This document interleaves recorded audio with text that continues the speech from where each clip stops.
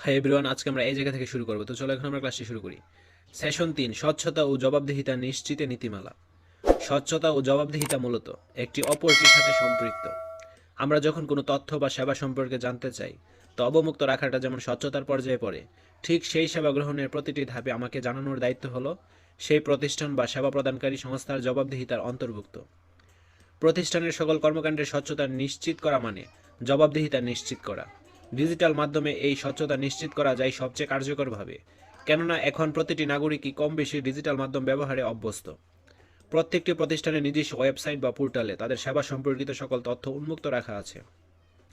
কোথায় কার কাছ থেকে কী প্রক্রিয়ায় কতদিনের মধ্যে একটি সেবা পাওয়া যাবে তা খুব সহজে বোঝা যায়। এভাবে তথ্য উন্মুক্ত রাখার পদ্ধতিকে সিটিজেন চার্টার বলে।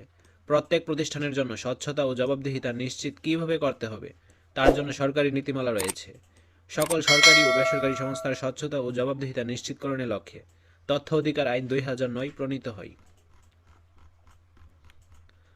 নিচের ছকে তথ্য অধিকার আইন অনুসারে আমরা প্রতিষ্ঠানের স্বচ্ছতা ও জবাবদিহিতা নিশ্চিতকরণে কি করতে পারি আর কি করতে পারি না তার কয়েকটি পয়েন্ট উল্লেখ করি। তো চলো এখন আমরা এর অ্যান্সারটা দেখে নিই।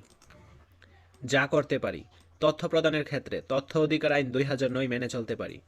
কেউ গোপন তথ্য চাইলে তথ্য অধিকার আইন সম্পর্কে অবহিত করতে পারি। কেউ সাধারণ কোনো তথ্য চাইলে ফর্ম পূরণের সাপেক্ষে তাকে সেই তথ্য প্রদান করতে পারি। যা করতে পারিনি: তথ্য অধিকার আইনের লঙ্ঘন করতে পারি না, গোপনীয় তথ্য প্রকাশ করতে পারি না, কোনো প্রকার প্রলোভনে পড়ে তথ্য পাচার করতে পারি না, সাধারণ তথ্য কারো থেকে ইচ্ছাপূর্বক গোপন করতে পারি না। আজকের ক্লাসটা এই পর্যন্তই। পরবর্তী ক্লাসটি আমরা এই জায়গা থেকে শুরু করব। ধন্যবাদ সবাইকে।